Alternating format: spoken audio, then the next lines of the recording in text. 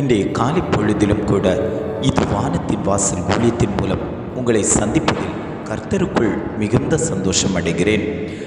நான் உயர்வானவனாய் இருக்க வேண்டும், மேன்மையானவனாய் இருக்க வேண்டும், என் வாழ்க்கையில் ஒரு உயர்வு வேண்டும், என் குடும்பத்தில் நான் மேன்மை உள்ளவனாய் மாற்றப்பட வேண்டும். நான் அநேக காரியங்களை குறித்து தேவ சமூகத்தில் கேட்கிறேன். ஆனாலும் என்னுடைய வளர்ச்சியில் ஒரு தடை காணப்பட்டு கொண்டிருக்கிறது, என்னுடைய உயர்வில் ஒரு தடை காணப்பட்டு கொண்டிருக்கிறதே என்று அநேகர் ஏக்கத்தோடு தேவ சமூகத்தை நோக்கி பார்த்து கொண்டிருக்கிறீர்கள். ஆண்டவர் சொல்லுகிறார், நான் உன்னை உயர்த்துவேன் என்று ஆண்டவர் இன்றைய காலை பொழுதில் குடும்பங்களை பார்த்து வாக்கு கொடுக்கிறார். இன்றைய காலை பொழுதிலும் கூட ஆண்டவர் நமக்கு தரக்கூடிய நல்ல வார்த்தை என்னவென்றால், 1 சாமுவேல் 2ஆம் அதிகாரம் 8ஆம் வசனம் இவ்வாறாக சொல்லுகிறது, அவர் சிறியவனை புழுதியிலிருந்து எடுத்து எளியவனை குப்பையிலிருந்து உயர்த்துகிறார்.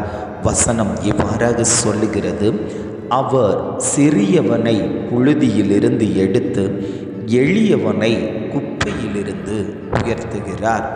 இன்றைக்கு அநேக ஜனங்கள், நான் நிறைய படித்திருக்கிறேன், ஆனாலும் எனக்கு வேலை கிடைக்கவில்லை, நான் உயர்வு அடைய வேண்டுமென்று நினைக்கிறேன், உயர்ந்த ஸ்தானத்தில் இருக்க வேண்டுமென்று நினைக்கிறேன், ஆனாலும் எனக்கு சரியான வேலை அமையவில்லை என்று அநேகர் புலம்பிக் கொண்டிருக்கிறார்கள்.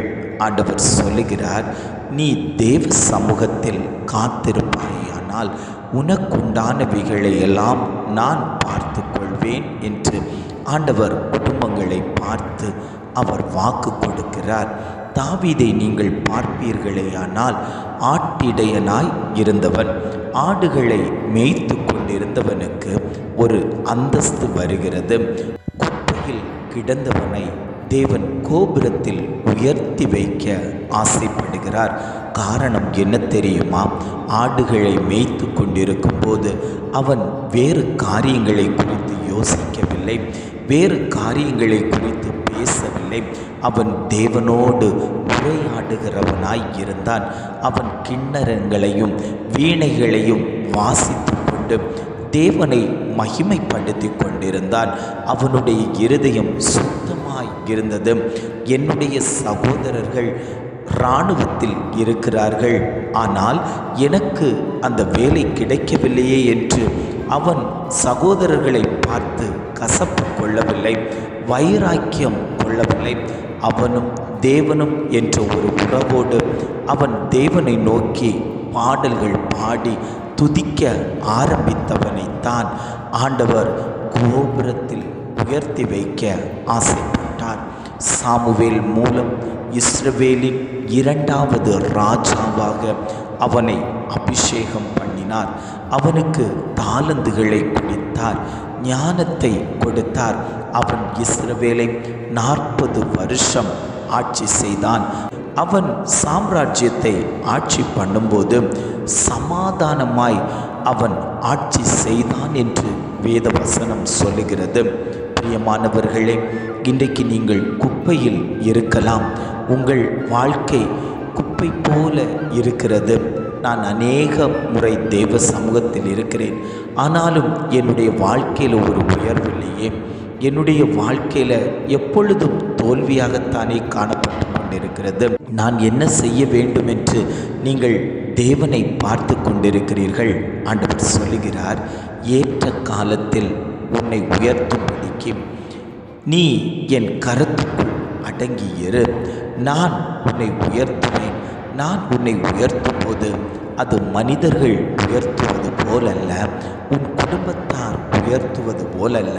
நான் உன்னை உயர்த்தும் போது அதில் அநேகர் உன்னை நோக்கி பார்ப்பார்கள், இவன் குப்பையில் கிடந்தவன் அல்லவோ, இவன் தெருவில் சுற்றி திரிந்தவன் அல்லவோ, இவனுடைய குடும்பம் வேலையில்லாத குடும்பம் அல்லவோ, இவனை ஏளனமாய் நாம் பேசினோம் அல்லவோ, இன்றைக்கு இவன் நிலைமையை பாருங்கள், அந்தஸ்தை பாருங்கள், இவன் உயர்ந்த இடத்தில் வைக்கப்பட்டிருக்கிறான். கேட்கிறான். காரணம் என்னவென்று அவர்கள் ஆராய்ந்து பார்க்கும்போது தான் தெரியும். நீ தேவ சமூகத்தில் காத்திருந்தான். இவன் தேவ சமூகத்தில் காத்திருந்தவன். அதனால் தான் தேவன் இவனை உயர்த்தி வைத்திருக்கிறான் என்று சொல்லக்கூடிய அளவில் அநேக ஜனங்கள் உன்னை நோக்கி பார்க்கக்கூடிய விதத்தில் நான் உன்னை உயர்த்தி வைப்பேன் என்று ஆண்டவர் வாக்கு கொடுக்கிறார். அவர் பிரபுக்களோடு உட்காரவும் வைப்பார். மகிமையுள்ள சிங்காசனத்தை சுதந்திரிக்கவும் பண்ணுவார். பூமியின் அஸ்திவாரங்கள் கர்த்தருடையவைகள் என்று அவர் வாக்கு கொடுக்கிறார். இந்த பூமி அனைத்தையும் நான் தான் சிருஷ்டித்தேன். வார்த்தையால் நான் தான் சிருஷ்டித்தேன். என்னால் செய்யக்கூடாத காரியம் ஒன்று உண்டோ என்று ஆண்டவர் கேட்கிறார். அவர் அதிசயங்களை செய்கிறவர். அவர் அற்புதங்களை செய்கிறவர். உங்கள் குடும்பத்தில் அற்புதங்களை செய்ய போகிறார். படித்து முடித்துவிட்டு வேலை இல்லையோ என்று நீங்கள் எதிர்பார்த்து கொண்டிருக்கலாம். அநேக தேர்வுகள் எழுதி வேலைக்காக எதிர்பார்த்து கொண்டிருக்கலாம். ஆண்டவர் சொல்லுகிறார், காரியம் வாய்க்கப் போகிறது. நீ எதற்காக வாஞ்சித்து நிற்கிறாயோ, நீ எதற்காக விருப்பப்பட்டு நிற்கிறாயோ, அந்த காரியத்தில் ஒரு ஜெயம் உண்டாக போகிறது.